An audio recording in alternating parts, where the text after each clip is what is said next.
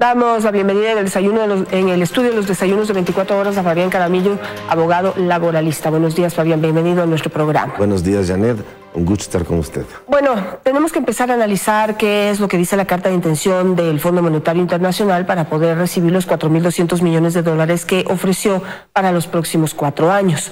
Y entre las reformas que se solicitan hay una flexibilización del Código Laboral. Desde su experiencia, ¿qué es lo que se podría hacer? ¿Qué es lo que debería incluir el gobierno en esta reforma? Que hay que hacerla. Es una necesidad del Ecuador y que se viene viendo desde tiempo atrás.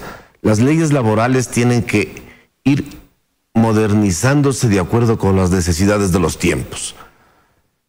Cuando se dictaron el Código del Trabajo, se consideró que las empresas y en último término el Estado son una fuente inagotable de trabajo. Es decir, que todo aquel que quiere trabajar iba a tener un puesto o en la empresa privada o en el Estado. Pero se ha visto que esto no es así. Tenemos desde hace más de 20 años altos índices de desocupación, gente que quiere trabajar y no consigue su trabajo, y entonces se vuelve necesario que el legislador ofrezca esas opciones de trabajo. Pero tiene un problema grave, que nuestra legislación laboral, que no ha podido avanzar con los tiempos, establece principios como la intangibilidad e irrenunciabilidad de los derechos laborales. Entonces es difícil pensar que en el Ecuador se pudiera reformar las normas para decir que no se trabaja en 40 horas a la semana, sino 48, porque atentaría contra esos principios. Lo que se tiene que encontrar es un mecanismo que considere que el trabajador que tiene empleo ya no es hoy la parte más débil de la estructura social. La parte más débil es el que no lo tiene. Y entonces las reformas tienen que ir de manera que, sin afectar los derechos de los que tienen empleo, que tienen derechos intangibles e irrenunciables, se ofrezcan oportunidades a esa parte más débil que hoy no tiene ese empleo. Entonces por ahí es donde tiene que caminarse. Y entonces tendrán que buscarse figuras de contratación que fomenten el empleo, como por ejemplo el emprendimiento. Hay estadísticas que dicen que especialmente en los jóvenes del Ecuador es un país con alto emprendimiento.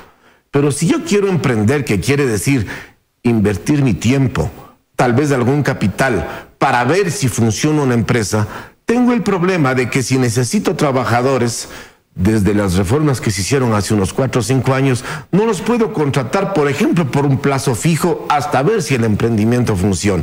Entonces una reforma debería decir, si es que alguien está emprendiendo, arriesgando lo suyo, pues que pueda contratar trabajadores que corran el riesgo con él.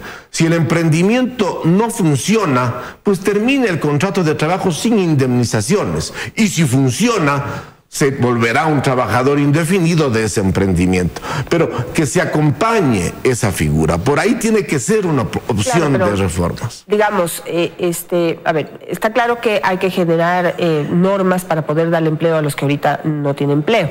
Quisiera ir por ahí para ver qué se pueden hacer, porque el emprendimiento, digamos, sería como otra forma de generar empresa, ¿no? Y lo que estamos tratando, o lo que se trata de hacer aquí, es que los que ya tienen empresa, que están frenados en este momento, que necesitan más empleados, sobre todo algunos en determinadas épocas del año o a determinadas horas, puedan abrir sus puertas a personas que no tienen empleo, pero estableciendo unas nuevas normas. Para aquellas empresas que quisieran hacer eso, ¿se puede pensar en un trabajo por horas, como dicen, por ejemplo? Bueno, hay que considerar que el trabajo por horas que tuvimos en el Ecuador fue expresamente derogado. Y yo creo que fue derogado no por el trabajo por horas per se, sino porque la contratación por horas que tuvimos en el Ecuador era una figura que realmente no daba ninguna protección al trabajador. Fue abusiva. Y resultaba abusiva. Entonces, volver a las mismas figuras que ya fueron derogadas puede generar problemas de inconstitucionalidad. Para las empresas que ya existen, una opción es que la misma figura del emprendimiento diga, si una empresa quiere expandir su negocio para una nueva rama, podría también acogerse a una figura del emprendimiento. Pero lo que usted está preguntando hace referencia especialmente al tema de las jornadas de trabajo. No creo que en el Ecuador se pueda cambiar la jornada de 40 horas para aumentarla como muchos proponen. Primero, porque sería atentatorio contra derechos existentes, y segundo, porque técnicamente, si lo que tenemos es mucha gente que quiere trabajar, en lugar de que se trabaje en más horas por parte de los que tienen empleo, lo que debemos procurar es que esas horas sean cumplidas por otros trabajadores para atender las dos necesidades. Que el empleador no pague sobretiempos por las horas que excedan de las 40 y que más vale esas actividades las cumplan los nuevos trabajadores. Ahí la figura que tiene que buscarse es mover el tema de las jornadas. Por una reforma a la ley de fomento productivo se ha dicho que el Ministerio del Trabajo puede crear figuras nuevas, y se han creado figuras, en mi concepto, al margen de lo que dice la ley. Si el Código del Trabajo no se modifica para decir, por ejemplo, que las 40 horas de trabajo se las puede cumplir, ya no como ahora dice la norma en 5 días, podrían cumplirse en menos días, tal vez en 4 o en 6. Entonces, se trabaja en 40 horas, pero entre 4 y 6 días. Pongo un ejemplo. Si yo tengo una fábrica que trabaja hoy día 40 horas a la semana, es un capital que está invertido. Si en lugar de trabajar esa fábrica 40 horas, pudiera trabajar 80 horas en la semana, estaría el mismo capital produciendo doble y generando doble fuentes de empleo. ¿Para eso qué se necesita? Que un grupo de trabajadores, por ejemplo los actuales, laboren sus 40 horas en 4 días, en lugar de 5, 10 horas diarias, y que otro grupo de trabajadores pueda trabajar 30 horas en los 3 días restantes de la semana. Entonces, el mismo capital que se tiene, porque la gente no está trayendo nuevos capitales, o porque no los tiene o porque no los quiere arriesgar, pero el capital que ya está invertido podría generar 70 horas de trabajo en vez de 40, con una norma que diga la jornada de trabajo se puede cumplir en 4 días en lugar de 5. Y a la inversa, lo que ya está pasando en las actividades que no necesitan 8 horas diarias, como por ejemplo la ganadería, la floricultura, porque los animales y las florcitas tienen que ser cuidadas los 7 días de la semana. Si se pudiera cumplir las 40 horas en 6 días, solo para el 7º tendría que buscarse un nuevo trabajador. Entonces, una de las normas que tendrían que modificarse es la de las jornadas de trabajo, para permitir que se adapten a necesidades como las que estamos señalando. Otra figura que tiene que considerarse es la de nuevos contratos. El gobierno nacional está muy empeñado en su figura del contrato juvenil. Estimula supuestamente la contratación de jóvenes. ¿A cambio de qué? De que el Estado asume durante el primer año el aporte al IES y una parte del salario. Personalmente yo creo que es un estímulo muy pequeño, y por otro lado va contra lo que dice el Fondo Monetario, porque en el fondo es un subsidio del Estado para el aporte al IES y el salario. Distinto fuera si se dijera, las empresas que contratan jóvenes pueden terminar la relación laboral con el joven hasta en 2, 3 o 4 años y sin indemnizaciones. Se dirá, ¿cómo? Es una barbaridad. No, el joven lo que está necesitando es experiencia. Y si después de 3 o 4 años me he quedado sin empleo, pero esos 4 años he ganado experiencia y mi salario, y quizás cuando termine la relación habrá que pagar una bonificación, la del desahucio y nada más, se habría logrado lo que se busca, que el joven adquiere experiencia, que el empleador pueda tener trabajadores y terminar su relación con ellos sin los altos costos del despido, y que finalmente el trabajador cuya relación ha terminado con la experiencia pueda conseguir otro empleo.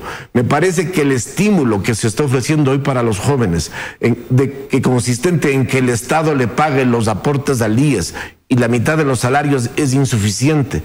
En cambio, que si es que lo que habría es la opción de contratar jóvenes y terminar la relación laboral con los jóvenes al cabo de cierto plazo sin necesidad de indemnizaciones, sería un verdadero incentivo y que solucionaría los problemas de los jóvenes, de las empresas y de la sociedad. Bueno, ahí habría que señalar que, digamos que lo que el empleador quiere es poder digamos, de alguna manera salir de ese empleado, en caso que sea malo, porque si es un joven que es extraordinariamente bueno, que rinde muy bien, no habrá por qué despedirlo. Y llegar a ser gerente seguramente de la empresa. Pues, obviamente, el excelente empleado seguramente se quede. Y el que sea un buen empleado, pero que las necesidades del negocio hagan que el empleador ya no lo requiera, pues terminará la relación, pero él tendrá la experiencia y y habrá recibido su salario durante 2, 3 años, que es lo que necesita para luego en su hoja de vida acreditar que ya tiene una práctica laboral previa. Otros temas que tienen que considerarse es también el de la terminación de la relación laboral. Nuestro Código del Trabajo dice, cuando se despide a un trabajador se le pagará un sueldo por cada año, pero mínimo 3 sueldos. Yo creo que los actuales trabajadores tienen ese derecho. Pero hay que conciliar el interés de los actuales con los nuevos. ¿Por qué el mínimo de 3 sueldos? Si justamente cuando recién empiezo un negocio es cuando más problemas tengo. ¿Por qué no eliminar ese mínimo de los 3 sueldos para los nuevos, no para los actuales? Pero ¿no habría una desventaja, digamos, una discriminación de derechos para... Es decir, sería una norma transitoria, porque en 1 o 2 años desaparecerían, ya nadie sería nuevo. El trabajador que ha sido contratado hoy día, si es despedido, tiene 3 sueldos de indemnización. Si se reforma la ley mañana, el que sea contratado desde mañana, ese solo tendría un sueldo si sale en el primer año. Al cabo de 2 años desaparecería esa situación. Pero eso es lo que tenemos que buscar, soluciones ingeniosas que sin afectar los derechos en concreto del actual trabajador, que estimule la generación de empleo para los que no tienen trabajo. De acuerdo a su punto de vista, entonces, es imposible flexibilizar el actual código laboral, que es lo que piden los actuales empresarios para poder generar más empleo. Y por otro lado, hablando de los emprendimientos, que también coincido con usted que debería ser una alternativa que el gobierno debería contemplar para generar más empleo. Pero el problema es que de acuerdo al código laboral actual en este país es prohibido que a uno le vaya mal. Bueno, si a uno le va mal, se recontrahunde. Qué pena. El tema es que por mandato constitucional los derechos de los trabajadores actuales son intangibles. Lo que tendría es que hacerse la consideración de esto no en abstracto sino en concreto. El actual trabajador tiene derechos que son intangibles, pero para quien hoy día no tiene ningún empleo, el tener un régimen que no sea igual al del actual trabajador, pero que le signifique el ingreso necesario para mantener su familia, es también una aspiración. Entonces, lo que tendría es que esa flexibilización laboral venir haciendo esta consideración de la intangibilidad no con carácter absoluto, sino relativo. Relativo en cuanto a que al actual trabajador no le quito sus derechos, pero puedo tener un nuevo régimen para los nuevos donde exista esa flexibilidad que se está buscando. Me voy a quedar con eso. Muchísimas gracias, doctor Correa, por estar aquí. Muchísimas gracias.